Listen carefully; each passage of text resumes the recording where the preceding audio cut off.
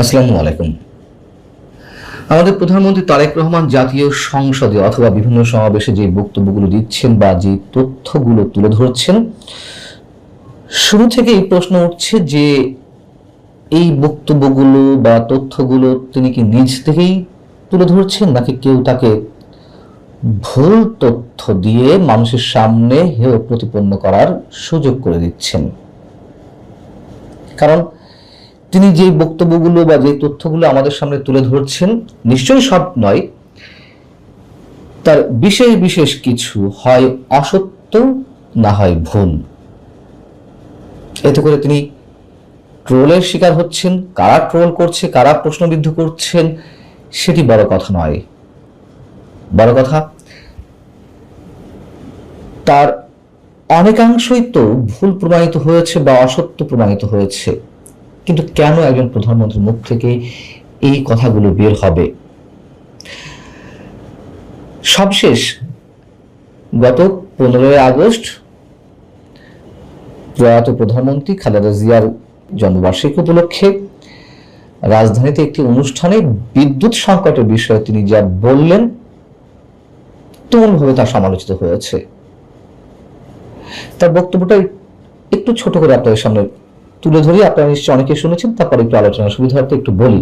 তিনি বলছেন যে আমাদের এই মূল্যবান গ্যাসের একটি বড় অংশ বিদেশ থেকে আনতে হয়, জাহাজের মাধ্যমে এনে যে স্টোরেজে রাখতে হয়, অর্থাৎ এলএনজি টার্মিনাল, সেটির কথা বলছেন। সেই স্টোরেজের ব্যবস্থা মাত্র 2টি করে গিয়েছে 15 বছরের ফ্যাসিবাদী সরকার, এবং সেই 2টি ভাসমান জাহাজের একটিতে হঠাৎ দুর্ঘটনা ঘটে যাওয়ায় গ্যাসের সমস্যা দেখা দিয়েছে।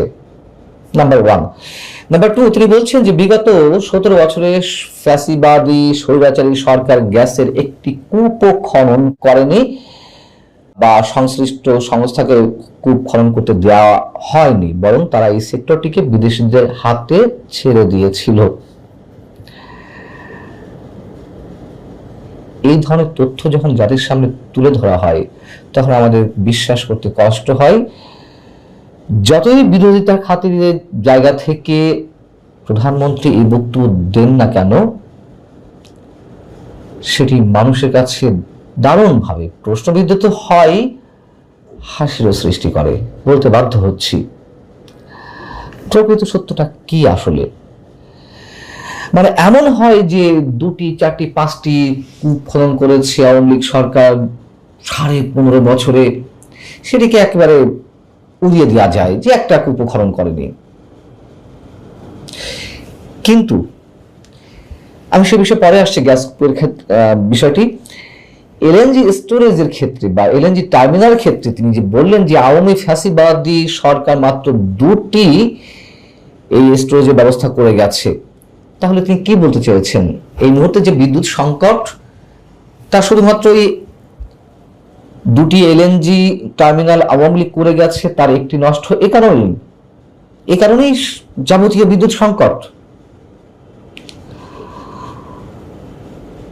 আবার এই 2টিই তো করে গেছে আওয়ামী লীগ, নাকি অন্য কেউ করেছে?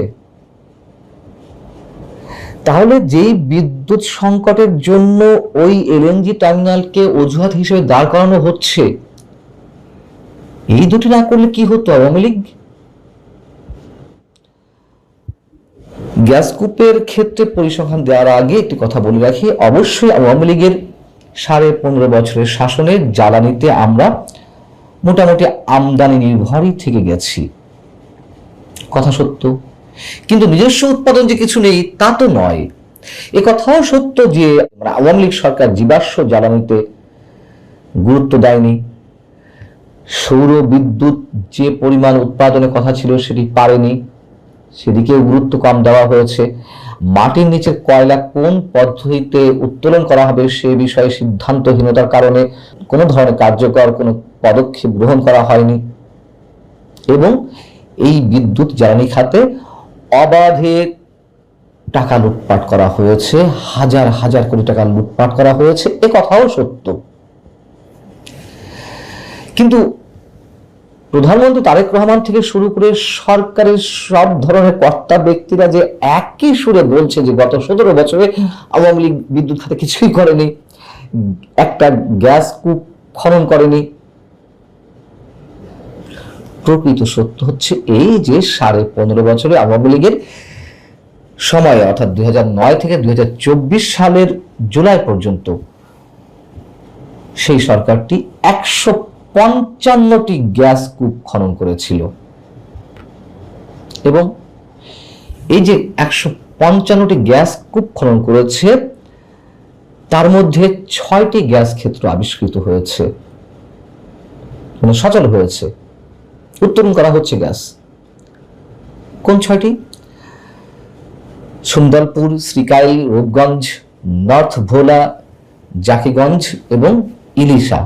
এবং এই যে ভোলা গ্যাস কূপ ক্ষেত্রের উদ্বোধন করা হলো সেটি আমি নিজে নিউজ কভার করতে গিয়েছিলাম যখন আমি মাঠে কাজ করতাম, টেলিভিশনে কাজ করতাম। 2009 সালে যখন আওয়ামী লীগ ক্ষমতায় আসে তখন গ্যাসের উৎপাদন ছিল 1744 MMCFD। সেখান থেকে উৎপাদন কিভাবে বাড়ানো যায় আওয়ামী লীগ কিছু উদ্যোগ নিয়েছিল। দেশীয় অনুসন্ধানে জোরদার, এই যেমন 155টি গ্যাস কূপ খনন করা হয়েছে। উৎপাদন বৃদ্ধির নিশ্চয়ই আমরা জানি 2009 সালের আগে 2006 সালের শেষে এসে বিদ্যুৎ উৎপাদনের ক্ষমতা ছিল বা বিদ্যুৎ উৎপাদন হতো 3200 মেগাওয়াটের কাছাকাছি।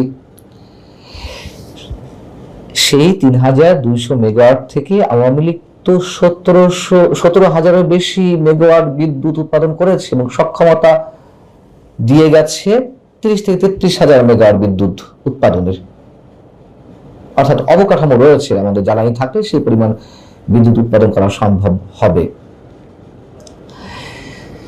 এবং আমদানির ক্ষেত্রেও কিছু পদক্ষেপ নিয়েছে।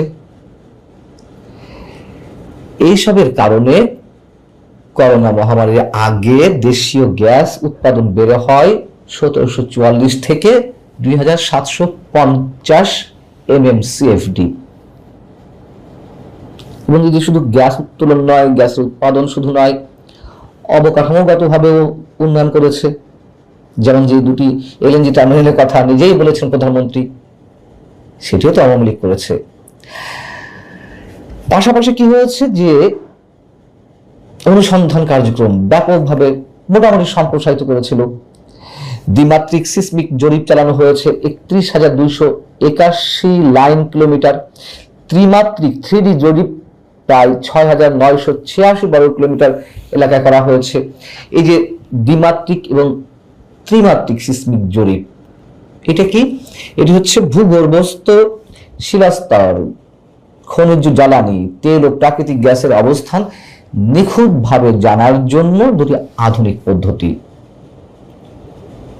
মানে ভূগর্ভের উপরে প্রচন্ড শব্দের উৎপাদন করে বৈজ্ঞানিক পদ্ধতি। যাই হোক, সে বিষয়ে বিস্তারিত না বললাম। পাশাপাশি সমুদ্র বক্ষেও, সমুদ্র অঞ্চলেও অনুসন্ধান চালানো হয়েছে। গভীর এবং অগভীর সমুদ্রে 12,642 line kilometre multi client 2D survey সম্পন্ন হয়। আর গ্যাস ক্ষেত্র থেকে গ্যাস উত্তোলনের যে পরিসংখ্যান দেওয়া হয়, যদিও প্রথমে জানিয়েছে 6টি গ্যাস ক্ষেত্র থেকে উত্তোলনের পর্যায়ে নিয়ে যাওয়া হয়েছে। অর্থাৎ 2009 সালে সচল গ্যাস ক্ষেত্রের সংখ্যা ছিল 23টি, আর 2024 সালে আওয়ামী লীগ সরকারের বিদায়ের আগে সেটি দাঁড়ায় 29টিতে। এখন এই যে আমাদের বিদ্যুৎ মন্ত্রী থেকে শুরু করে সরকারের কর্তা ব্যক্তিদের অনেকের থেকে শুরু করে আমাদের খোদ প্রধানমন্ত্রী পর্যন্ত বললেন যে আওয়ামী লীগের 15.5 বছরে একটি গ্যাস কূপও খনন করা হয়নি। এটা তো ইনফরমেশন টেকনোলজির যুগ, তাই না? বিরোধিতা খাতিরে আমরা বিরোধিতা করতে পারি, সমালোচনা করতে পারি। হ্যাঁ, বলুন যে 15.5 বছরে আওয়ামী লীগ আমদানি নির্ভরতা থেকে বেরিয়ে আসতে পারত জ্বালানি। 15.5 বছরে আওয়ামী লীগ আরো 155 জায়গায় 200-300টি গ্যাস কূপ খনন করতে পারতো, বাপেক্সকে আরো শক্তিশালী করতে পারতো। বলুন এই কথাগুলো, তাতে কোনো সমস্যা নেই। তাদের ত্রুটিগুলো তুলে ধরুন। লুটপাট হয়েছে, আমি তো নিজেই বললাম লুটপাট হয়েছে অবাধে, কিন্তু একবারে রাতকে আমরা মানে দিনকে রাত করে দেবো কিভাবে?